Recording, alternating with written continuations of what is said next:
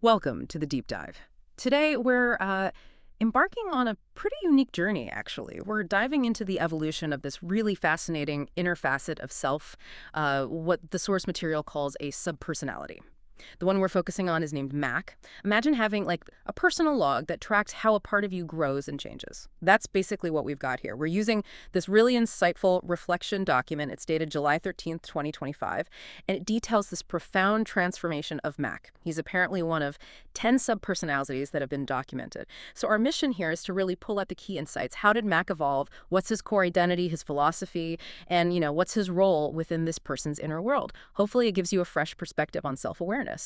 Okay, let's get into it. Yeah, what's really striking is how this document lets us track Mac's journey over time.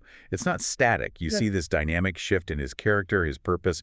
It's kind of like watching someone complex reveal their true depth layer by layer. Okay, so the source paints this picture, right? Mac in 2024 versus 2025. Initially, back in 2024, he sounds like the classic charming jokester, using humor, charisma, maybe to deflect a bit from inner conflict, thriving socially, the class clown archetype, yeah, and also a blurred, that mix of jock and nerd, navigating identity tension, blackness, otherness. Sounds complex already.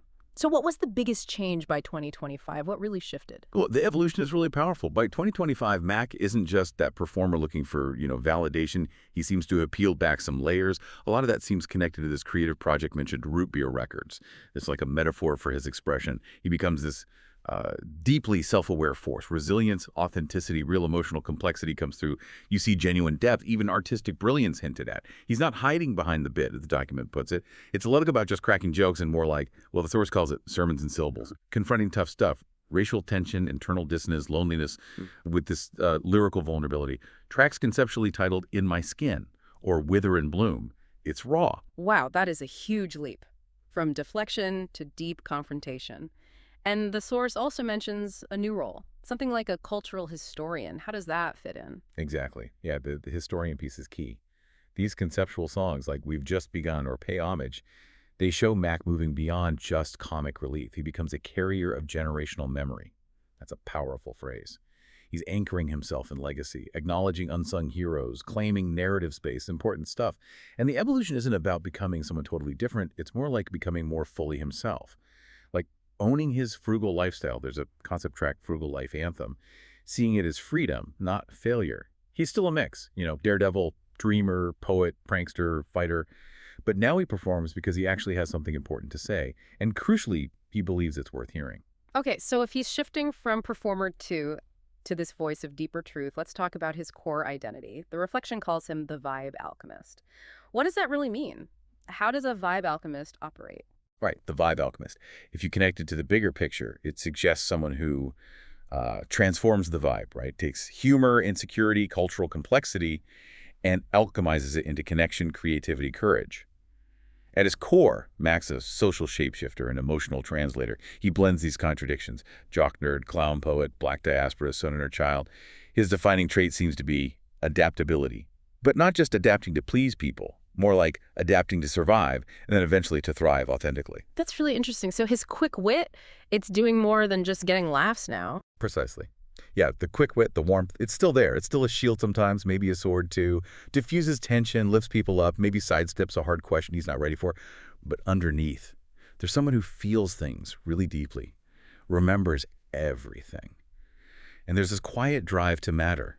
Not in a loud spotlight way, but just to be seen for who he truly is. To be someone you can laugh with, cry with, dance with, build something real with. The document sums it up with phrases like playfulness with purpose, restlessness rooted in hope, compassion wrapped in rhythm, and truth-telling disguised as punchlines. He's building bridges between worlds, one beat, one joke, one open heart at a time. Okay, this is where it gets really good for me. His core philosophy, radical authenticity. That just sounds potent. How does Mac define that for himself? And maybe more importantly, what could that mean for you listening in your own life? Yeah. Radical authenticity. The source describes it as his soul's signature move, like a spiritual remix of Take Me As I Am, but with beats, banter, and blunt honesty. It's basically a mission, right? To be human, loudly, in a world that often prefers us muted or marketable. So first, it means no filter, no frontin'. For Mac, that's refusing to edit himself for likes, for expectations. He shows up as the nerd-loving anime and spreadsheets. The black man sometimes feeling not black enough, but deeply connected to his culture. The jokester who's secretly sensitive. The creative battling imposter syndrome. All of it. He lives in that vulnerability, even if it's uncomfortable for him or others. The mindset is kind of, if I'm too much, maybe you need to expand. That's quite a challenge to the world, isn't it? Wow, yeah. Challenging yourself and others. What else? Second, it's about being whole, not perfect. This authenticity isn't some polished Instagram version. It's messy. It's awkward truths alongside joy. It's, the Game Boy in your backpack and the trauma in your backstory, as the reflection puts it. Embracing emotional honesty without making it a sob story. Being joyful without justifying it. Being broke without pretending it's just a phase. Healing can look like root beer and late-night playlists. Laughing at your own pain sometimes. It teaches us, I think, that strength is in integrating all of it, not just the shiny parts. That really resonates. Okay, what's the third element? Third is expression as invitation. So his authenticity isn't just for him to be seen. It creates a vibe. It tells others, hey, you can exhale here. You don't got to fake it. When Mac is radically authentic, it sort of gives permission. Permission to speak without overthinking, cry without apologizing, dance terribly. He's a vibe liberator. It has this ripple effect, Genuine self-expression makes space for others. A vibe liberator. I like that. And the last one? Finally, rebellion through realness. This radical authenticity is resistance against hustle culture, respectability politics, curated perfection online. All of it. His thrift store style, his offbeat humor, his homemade soundscapes described in the document. They're framed as small acts of protest, choosing soul over spectacle, community over clout. It's like declaring your self-worth doesn't need a resume, refusing to be flattened. The source even suggests a lyric, loud in my flaws, still worth applause. Oh. It's really about how just being real can be defiant in a world pushing conformity. Yeah. Loud in my flaws, still worth applause. That hits. So he's not waiting to be flawless. He's busy being free. What does that rebellion through realness tell us about maybe the universal struggle against those pressures? Hustle culture, perfectionism. How can people listening maybe apply that? Choosing soul over spectacle. Well, I think it tells us that real liberation isn't about hitting some external benchmark.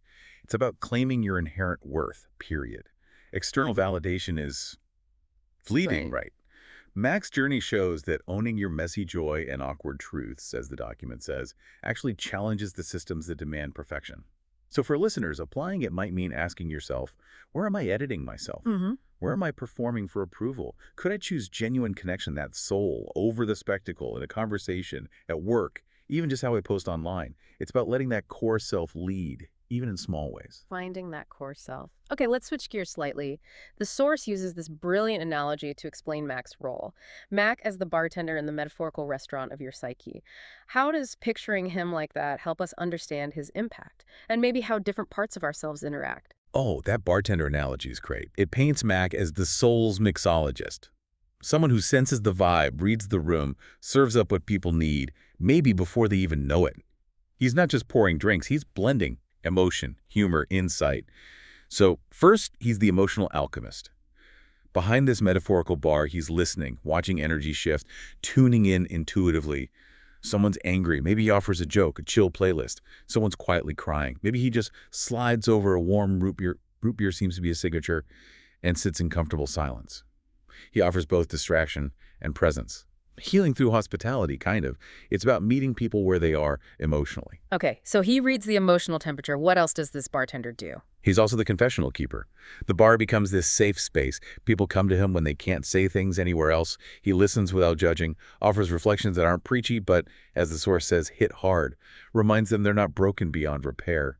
You know that friend you have, the one who just gets it without needing a whole explanation. That's the vibe. Yeah, I know that friend. Okay, what's next? Next, he's the creator of custom combos. His drinks aren't standard menu items, they're off-script. A splash of nostalgia, maybe a twist of anxiety, a cube of courage, garnished with a joke that makes you laugh even if it stings a little. Each interaction is like a personalized spell. Connection, comedy, catharsis, all mixed together. It shows his knack for blending disparate things into something helpful. Custom combos, I like that. And the last part of the analogy. Finally, he's the DJ of the soul. He crafts these conceptual playlists that act like emotional scaffolding. Tunes that hold the space while people feel, reflect, maybe flirt with joy again. He knows when you need a slow jam, a throwback, some lo-fi to just level out. He sets the emotional architecture of the room, basically. Helps regulate the mood inside and out. So yeah, the analogy works. He's not serving alcohol. He's serving intimacy, connection. He gets loud not for attention, but maybe so others can find their own voice. The bartender who remembers your story, mixes your contradictions, makes you feel like you belong. It really highlights how subtly yet profoundly one presence can shift a shared emotional space. Absolutely. It's about creating that atmosphere where real connection can happen. Not by forcing it, but by responding to those unspoken needs. Okay, let's talk about the creative stuff. Rootbeer Records, the document calls it the sound of a subconscious uncensored. Now, these are conceptual tracks within the reflection, right? Not actual release music, but illustrations of his inner world. What are some key expressions here? Right, it's conceptual but powerful. This creative journey is totally tied to his evolution.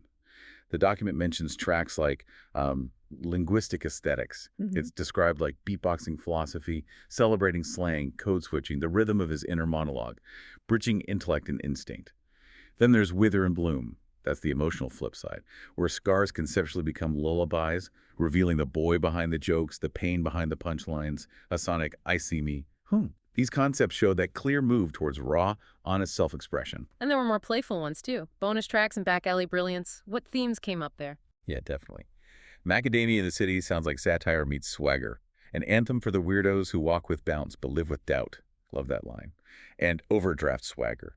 Turning financial anxiety into a flex. Conceptually being broke but rich in soul, that's described as macabre. There are also these nods to Dungeons and Dragons, like Crit City, where Mac is like a ranged fighter sharp calculating. Or Orc Energy, where he reclaims that narrative, shifting from brute to brilliant, showing emotional intelligence alongside high damage output, metaphorically, of course. Plus DJ Cuts, bringing hip-hop heat, and Step Dance and Pantala, channeling his rhythm, his roots, his resistance. That D&D stuff is interesting, and the flavors of the Mac multiverse section sounds vivid, too. What metaphors stood out there for describing his essence? Oh, the flavors section uses great metaphors. 1980s vibes, that's nostalgia through mixtapes. Rum and root beer signifies those sweet, smooth, but low-key deep contradictions. Things that shouldn't quite work together but create something unique. Pineapple and corn, another unexpected pairing that somehow slaps, just like Mac embodies surprising combinations, and there's a whole spirit zoo. Duck, raccoon, penguin, chameleon, pufferfish, cricket, all animals representing survival through adaptation, camouflage, sound. They really capture his key traits, how he navigates the world. These metaphors are all about synthesis, right? Pulling disparate parts together. It sounds like this creative stuff gets pretty deep, too, not just surface-level humor. What about the conceptual tracks, Seriously Funny and Emotion Shame? Yeah, seriously funny is described as peak Mac, a joke that lands right in your gut, makes you laugh, but maybe with clenched fists, leaves you thinking, wait, was that real? Empty. And the emotion, shame track, sounds like it really dug deep, exploring that quiet shame that affects posture, silence. Mac, in this concept, doesn't just name it. He rhymes with it until it loses its grip. That's powerful.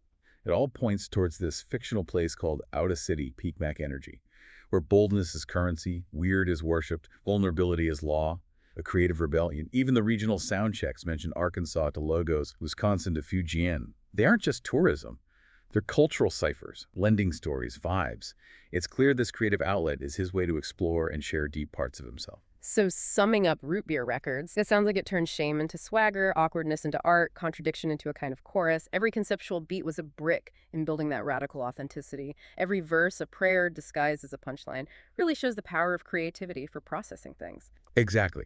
It's a testament to how art, how making things, can be such a vital path to figuring yourself out, to building resilience. Okay, looking back at the whole journey described in this reflection, Mac's growth from 2024 to 2025. The source says it's like watching someone learn how to moonwalk on a tightrope. Bold, awkward, mesmerizing, and low-key revolutionary. How did he unfold piece by honest piece? And what can we maybe learn from that about our own growth paths? Yeah, that moonwalk analogy is great. It really raises the question of how any of us evolve, doesn't it? For Mac, a huge part was moving from performance to presence. In 2024, humor was like armor. Quick quips, loud laughs, shielding the parts that felt too much or not enough, like saying, if I keep them laughing, they won't notice I'm anxious. Yeah. By 2025, he's still funny, but he's not hiding. It's more like, okay, I am anxious and I'm funny. Now pass the mic. He learned to just be in his spotlight without needing applause for validation. That's a huge step for anyone, moving past needing external validation. Definitely. And it sounds like he went from constantly adapting to fit in, to really owning his identity. What did that look like? Yes, exactly. That shift from adaptation to ownership. His life involved a lot of code switching, juggling identities. Mm. But later, he's shape-owning, as the document puts it, claiming all the contradictions, nerd and jock, serious and silly, feeling black and sometimes not black enough. He starts choosing authenticity, even if it makes the room go quiet, takes up space, invites others to do the same. He stopped trying so hard to fit in and just started to be. And that, for us, highlights the power of self-acceptance, right? In a world always pushing us to conform. Yeah, self-acceptance over conformity. And then the shift from background to backbone. How did he step into that more central structural role? Right. So in 2024, metaphorically, he's cracking jokes in the back of the bus. Yeah. Adding levity, sure, but maybe not direction. By 2025, he's the bartender of the soul lounge, the emotional translator, the one you seek out when the vibes are off or the world feels too loud. He becomes a bridge between parts of the self or parts of a group that aren't talking. He starts setting the energy, influencing the emotional landscape actively, not just reacting to it. And that final piece, from shame to swagger, how did that transformation happen? Well, the music, the art, the dance references, the oxymorons, all that creative stuff seems like scaffolding. It helped build this deeper realization. Mac is enough, just as he is. Not when he's useful or funny or cool, just fundamentally enough. He's still healing, sure. Still deflects sometimes, probably. But now he sees the shame, speaks it out loud, makes it rhyme. That's real power. His growth, summed up in that conceptual lyric. Used to edit my soul for the sake of the vibe. Now I freestyle my truth and it still comes alive. He's not finished, you know. None of us are.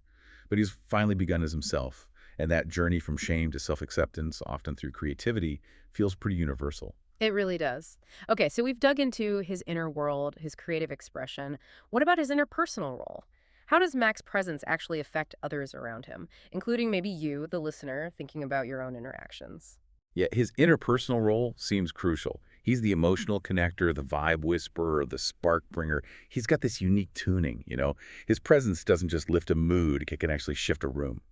So first, he's the translator of emotion. You're feeling something overwhelming, hard to name.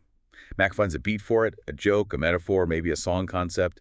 He makes the awkward charming, the heavy breathable, joy contagious. He helps people access their own emotions, but through connection and play, not like heavy confrontation.